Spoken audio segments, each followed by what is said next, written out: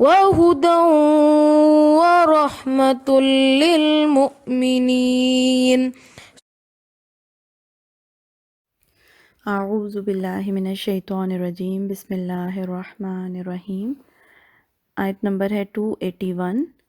واتقوا، اور ڈرو، یومن، اس دن سے، کس دن سے؟ قیامت کے دن سے۔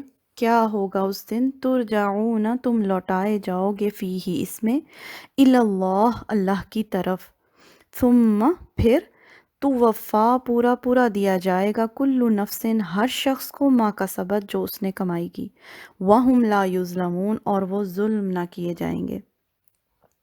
یہ جو پیچھے ہم نے سود کا پورا ٹاپک پڑھا، یہ آیت اس کو کنکلوڈ کر رہی ہے، اور میجورٹی آف اسکالرس کا اتفاق ہے اس چیز پر کہ نزول کے اعتبار سے یہ قرآن کی آخری آیت ہے، یعنی جس وقت قرآن پاک نازل ہو رہا تھا تو یہ وہ آخری بات یا آخری نصیحت ہے جو اللہ تعالیٰ نے ہم سے کی، یعنی اللہ کی کتاب کا آپ کہہ لیں کہ نچوڑ ہے اس آیت کے اندر۔ یہ اللہ کی آخری نصیحت، آخری وارننگ ہے ہم سب کے لیے، اور ہم جانتے ہیں کہ آخری جو نصیحت ہوتی ہے نا، ہمیشہ وہ سب سے زیادہ پاورفل ہوتی ہے۔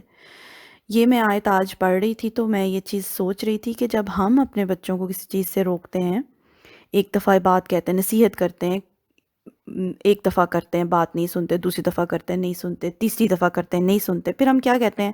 اب میری لاسٹ وارننگ ہے، تو بات اثر کر جاتی ہے۔ تو سمجھ جائیں کہ یہ اللہ تعالیٰ کی اب لاسٹ وارننگ ہے کہ ڈر جاؤ اس دن سے جس دن تم سب اللہ کی طرف لوٹائے جاؤ گے۔ یہ جو سود کی حرمت ہے، اس کے بارے میں کوئی شک نہیں ہے، واضح اللہ تعالیٰ کا حکم ہے، کوئی اس کی جسٹیفیکیشن نہیں ہے۔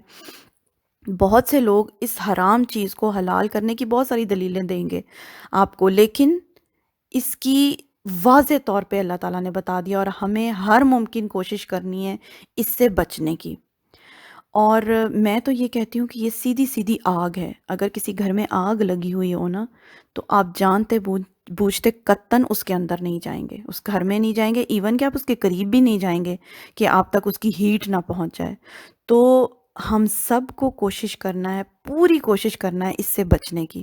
لیکن وہی بات ہے کہ ہم جس سوسائٹی میں اب رہتے ہیں، یہاں سود کا لین دین ہوتا ہے، اور نہ چاہتے ہوئے بھی ہم سب کہیں نہ کہیں سے اس میں انوالو ہیں۔ بے شک ہم اس کو سپورٹ نہیں کر رہے ہیں، لیکن کہیں نہ کہیں نہ چاہتے ہوئے ہم اس میں انوالو ہیں۔ جیسے ہماری سیلریز بینک میں جاتی ہیں، ہم نہیں چاہتے ہیں، نہ ہم نے ان سے ڈیمانڈ کی ہے، لیکن کہیں نہ کہیں اس میں کٹتا ہے سود۔ تو ظاہر ہے قرض کا بھی لین دین ہوتا ہے، تو ہم چاہے اس کو نہ سپورٹ کریں، مگر اس کا اثر ہماری زندگیوں تک پہنچتا ہے۔ اس میں وہی ہے پھر کہ انسان پوری کوشش کرتا رہے اور اللہ تعالیٰ سے توبہ اور استغفار کرتا رہے۔ باقی یہ کہ اس میں بہت ساری چیزیں لوگ پوچھتے ہیں کہ کون سی چیز سود میں آتی، کون سی نہیں۔ تو عام اصول اس کا سمجھ لیجئے، جو میرا اصول ہے وہ کیا ہے کہ جب آپ کا دل کھٹک جائے نا کسی چیز پر، سمجھ جائیں وہ غلط ہے۔ گناہ وہی ہے جو تمہارے دل میں کھٹک جائے۔ اگر ایمان ہے نا دلوں کے اندر، تو ہمارا دل اور ہمارا ضمیر جو ہے نا، وہی ہمیں بتا دے گا کون سی چیز صحیح ہے اور کون سی چیز غلط ہے۔ میں تو یہ کہتی ہوں کہ انسان اگر بہت بڑے بڑے نیکیوں کے کام نہ بھی کر سکے نا، تو کم از کم گناہوں سے بچنے کی پوری پوری ہم سب کو کوشش کرنی چاہیے۔ تو باقی یہ ہے کہ کون کتنی کوشش کر رہا ہے، وہ اور اس کا رب ہی جانتا ہے۔ کوئی کسی کے بارے میں کوئی جج نہیں کر سکتا۔ آپ، میں، ہم کتنی کوشش کر رہے ہیں اس لعنت سے بچنے کی، کتنی ہم نے زندگی میں اپنی کوشش کی، وہ ہمارا رب ہی جانتا ہے۔ اور اللہ تعالیٰ ہمیں آخرت میں ہمارا پورا پورا بدلہ دے گا ہر ہمارے عمل کا، کہ ہم نے کتنی اس میں بچنے کی کوشش کی اور کیا ہماری نیت تھی۔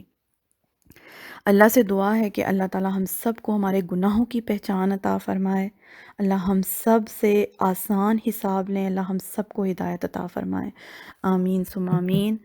سبحانک اللہم و بحمدک، اشہد ان لا الہ الا انت، استغفرک و اتوب الیک۔